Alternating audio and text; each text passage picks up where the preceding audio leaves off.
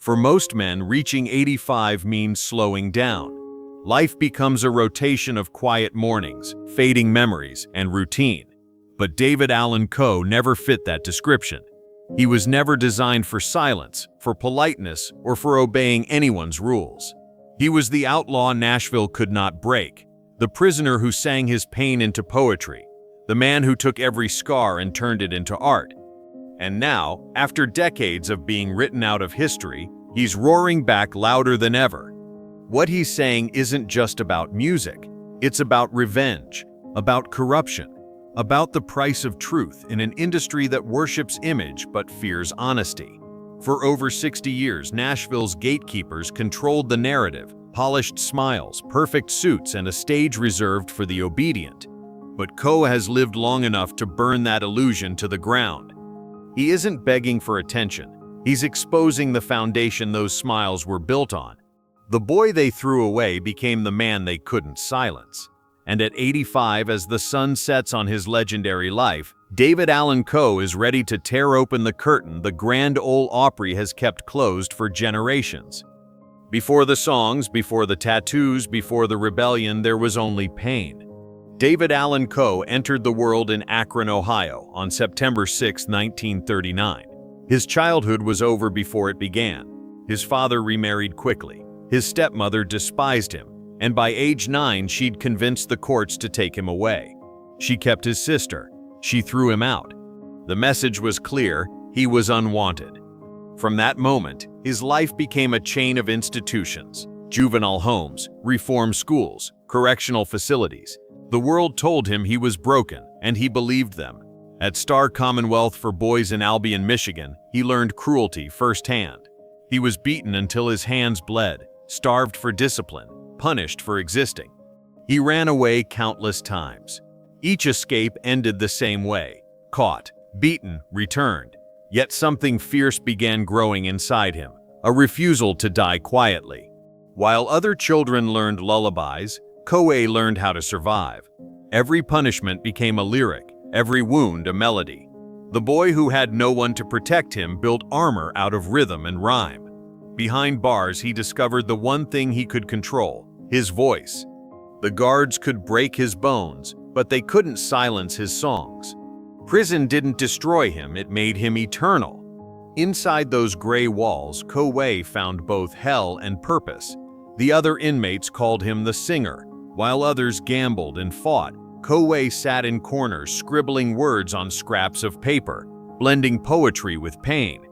He sang about what he saw: the loneliness of men forgotten, the bitterness of wasted lives, the cruelty of authority. There were no producers, no microphones, no applause, just a trembling voice echoing off concrete.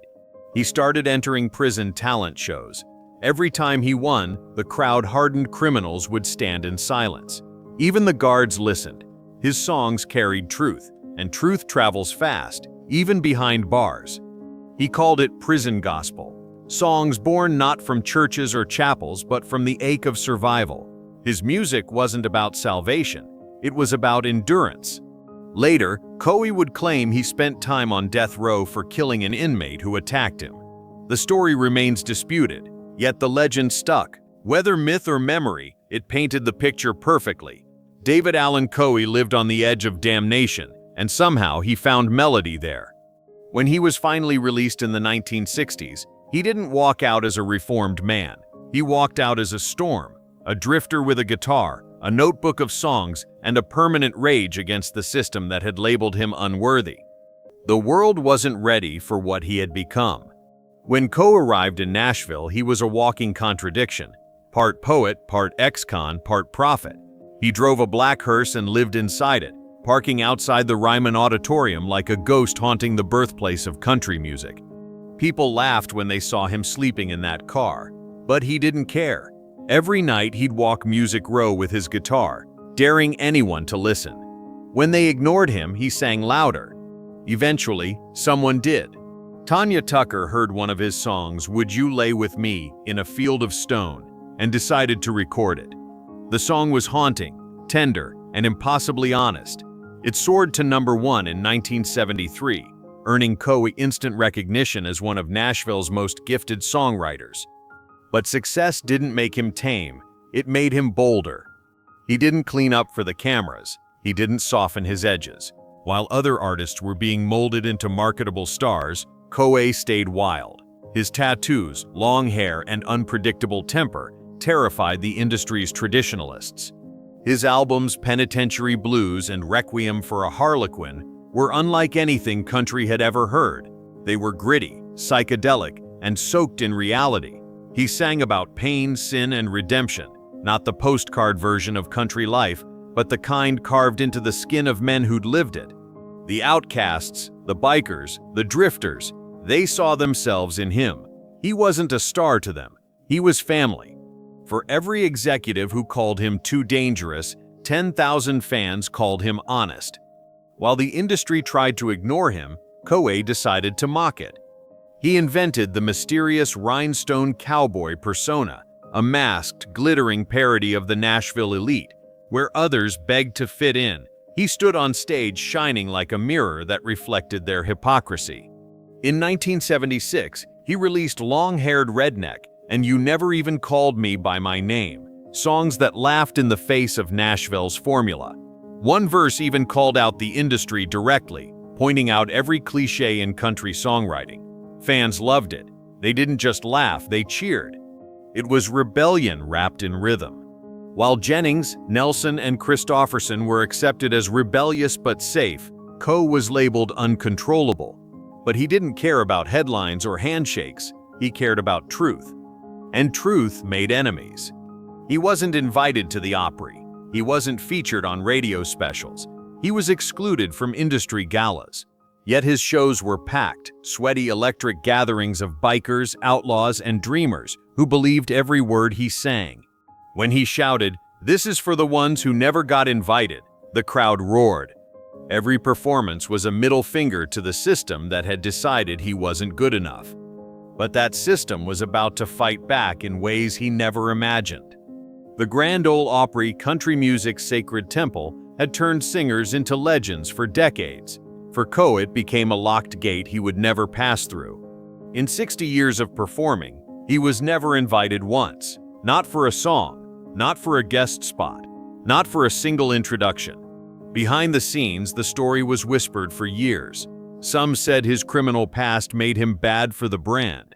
Others claimed it was his Confederate flag guitar, gifted by Dimebag Darrell, that sealed his fate. But insiders told a darker tale. They said it all started one night in the late 1970s, a private Opry event. Too much whiskey, a confrontation with a powerful executive. Voices rose, a glass shattered, and when it was over, the man looked Coe in the eye and said, "You'll never stand on this stage again." That wasn't a threat, it was a promise. From that moment, his career began to disappear piece by piece. Bookings were canceled without reason. Awards ignored him. Radio stations quietly dropped his songs. Even documentaries about outlaw country left his name out entirely. He wasn't just banned, he was erased. The Opry didn't want controversy. It wanted control. And David Allan Coe, the man who had survived prisons and poverty, had just been sentenced again, this time by the industry he helped shape. But erasing him didn't work. He became mythic. His legend spread through underground circuits, biker rallies, dive bars, independent festivals. Fans traded bootlegs, wore his face on shirts, and treated his lyrics like scripture. While Nashville polished its golden boys, Coe sang to the forgotten and the furious. To them, he wasn't just music. He was vengeance in human form. By his 70s, the fight seemed over. The Opry had won, or so they thought. Coe kept to himself, touring small venues, living quietly on his Tennessee property. But behind that quiet, something was brewing. He had spent decades collecting proof letters, tapes, documents, recordings, pieces of a puzzle no one wanted solved. He called it his insurance. Most thought he was bluffing. They were wrong. In early 2025, a journalist visited him for what was meant to be a reflective interview, just a conversation with an old outlaw. But once the cameras rolled, Coe unleashed 60 years of silence. He spoke slowly, cigarette in one hand, yellowed paper in the other. "You want to know why I was banned from the Opry?" he said, because I knew too much. Because I caught one of their own doing something that would have destroyed them, and I refused to stay quiet. For 2 hours, he named names. He read from letters written by former Opry officials, some apologizing for being part of a system built on secrets. He played a recording from a deceased country star, warning him to stay out of Nashville politics or end up in the river. Then came the moment that changed everything. Coe described walking backstage in 1977 and seeing what he called a sickening transaction involving a minor and an Opry executive. He admitted he never went to the police, fearing he'd be silenced. He told 2 friends. Both later died under mysterious circumstances. For years, the story haunted him, and now, with nothing left to lose, he was done protecting anyone. When that podcast leaked, it was like dynamite hitting dry ground. Within days, clips flooded TikTok and YouTube. Fans dissected every word. Hashtags like Justice for Coe and Opry Exposed exploded. Nashville scrambled to respond, but the silence from its stars was deafening. Not a single Opry member came to its defense. And then came the confessions. A retired sound engineer admitted there was a blacklist. A songwriter confessed he'd been threatened in the 1980s for asking too many questions. Suddenly, decades of whispers had proof. The outlaw they buried had risen, and he wasn't just singing anymore, he was naming names. By spring of 2025, the damage was irreversible. The Opry's golden reputation cracked under the weight of its own secrets. PR teams tried to repair it with polished statements and denials, but the truth had already spread too far. For the first time, Nashville's empire looked fragile. And at the center of it all stood David Allan Coe. The man they blacklisted was now trending worldwide. His old songs, The Ride, If That Ain't Country, Mona Lisa Lost Her Smile, found new life on streaming platforms. His concerts, once modest gatherings, sold out overnight. Young musicians cited him as their hero. The outlaw had become a prophet. When asked if he wanted the Opry to finally invite him, Coe just laughed. "They tried to kill me off without a funeral," he said. "Now I'm writing the eulogy for their image." That was his victory. He didn't need their stage anymore. He had something stronger: time, truth, and survival.